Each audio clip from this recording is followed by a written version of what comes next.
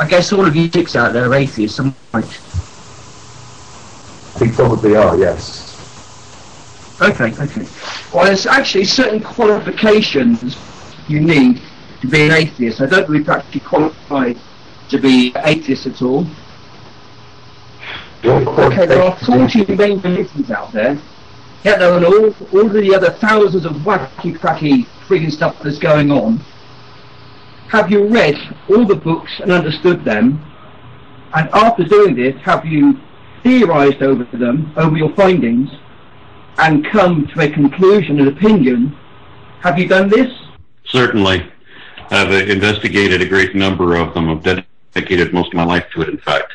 And what I've come up with is, in the claims made by religions in general, you have them falling into two categories. You have those claims which are unsupported and unjustified assumptions asserted as fact, even though they are not evidently true.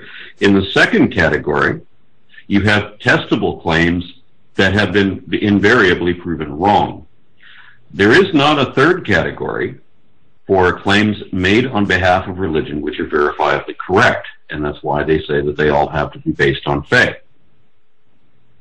And therein, without something to indicate that you are actually correct, and without anything to distinguish your particular perspective from the illusions of delusion, then obviously I don't have enough to go on.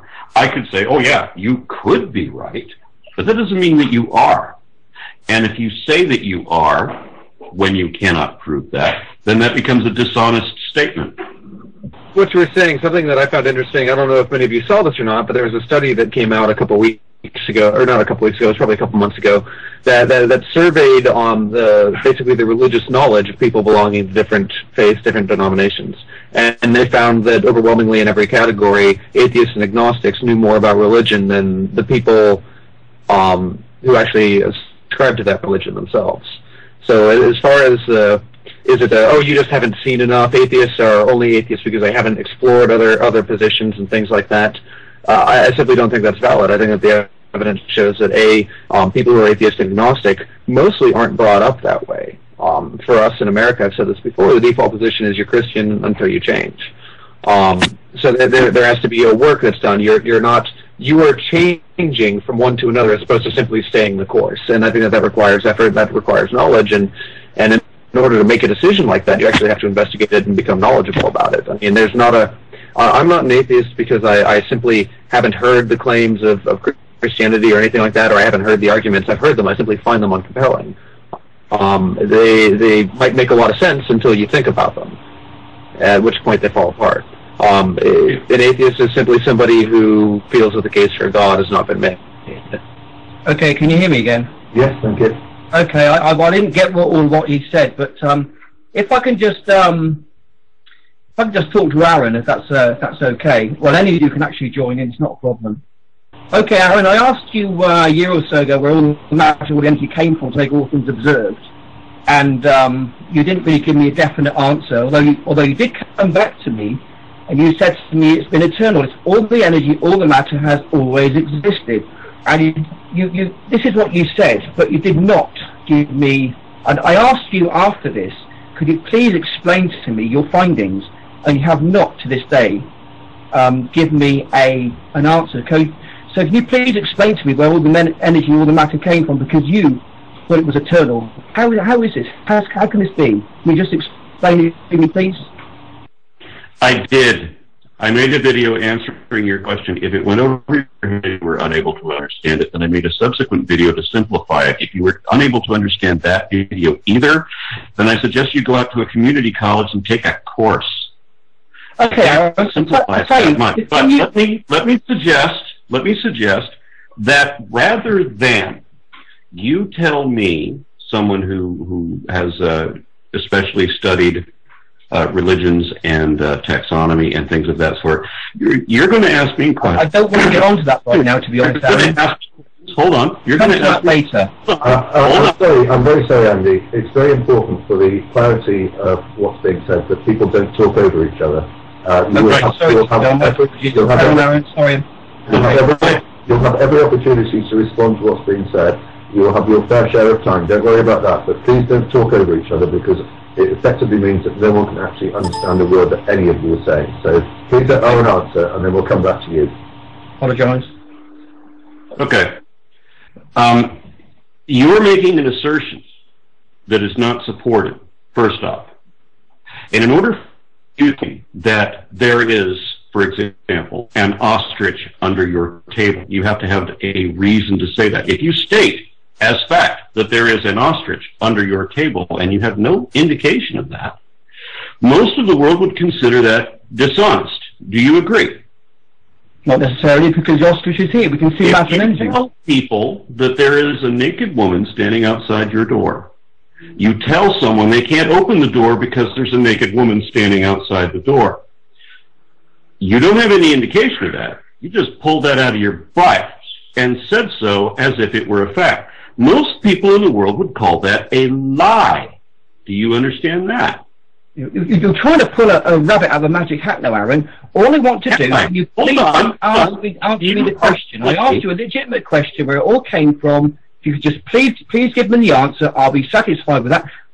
Aaron, just do me a favour, okay? Just do me a favour. Can you please state the first law of thermodynamics, and specifically the first part of it? Can you do that? As I told you, I'm not dealing in physics. What I tried to relate to an statement. Andy, I'm very sorry. I'm very sorry. You must allow him to answer, please. Okay. Don't talk over each other. Yes. The first law of thermodynamics, if anyone does need to know, the bit that I suspect you're referring to is matter can neither be created nor destroyed. It can only change. Thank you. Yeah. Thank you. That's right. So, Aaron. All right. Well, please, Andy, do not talk over him, please. But matter does change states. And at the point where they're very close to the beginning of the Big Bang, physicists are saying that there's another state change.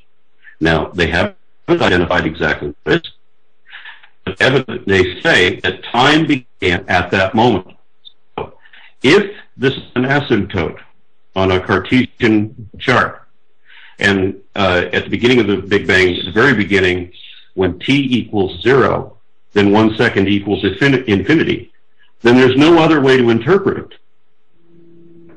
it. Time was eternal in that sense, because or energy were the same thing, and they don't proceed beyond that. I tried to explain that. I did as best I could. I also told you in that video that I don't want to re-explain the position of physicists. I want to explain what I know. And I said, if you want to talk about physics, talk to a physicist. If you want to talk about evolution and taxonomy and things that I know, okay, then I'm here.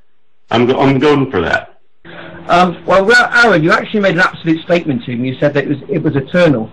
Now, if you could just quote for me the first law of thermodynamics, like I said just now, just the first part of it, I'll be very grateful. We've dealt with that. What point do you want to make about Okay. Well, basically, what it says that matter and energy cannot be created. That means Aaron told me that it was always been in existence. That's what he said. Right. He said it always been in existence. It can't be. It's impossible, because matter and energy cannot be created. Now, I want to start off with matter right from the beginning. Then, once we've got the subject sorted out, I then want to go on to evolution. Okay, but the first thing is. Well, then let me ask you a question. He's cutting in on me now. Okay. He just told the DPR. He said that he's cutting in on me. Yes, I absolutely. Calm down, Andy. Calm down. I agree with you. Aaron, let him finish his question. Thank you. Right, I'll start again, okay? Aaron told me it's always been in existence, okay? It can't be. The first law of thermodynamics, now this is peer-reviewed science. This is science, guys. This is proper, true science. This isn't bullshit. This is science we're talking about right now. First law of thermodynamics states, peer-reviewed science, matter energy cannot be created. Okay, once you've got it, you cannot be destroyed. It goes on to something else. It turns into something different. But first of all, it cannot be created. Aaron said it's always been there. But how the fuck does that work? It doesn't work. It's simply, it's an excuse. Now it's burning on me again. Andy, take a chill pill. Calm down. There's no need to use... Come on, Maddie. But you Andy, will you calm down, please? Will you calm down, please? Will you calm down? About this, because I've said one. This is a very important subject, because this is where you're missing it. You're missing the point right now. First law, matter and energy cannot be created by any natural system. By any natural system. Therefore, it has to be something supernatural. I ain't got a freaking clue what that is. Probably God, I expect. I don't know. I don't profess to know. I don't stand there and say, oh, we evolved from monkeys, because we don't know. I do not know if God did it. I don't know. But I know one thing for sure, that matter and energy cannot be created by any natural system. That is empirical, fact, peer-reviewed science. End of.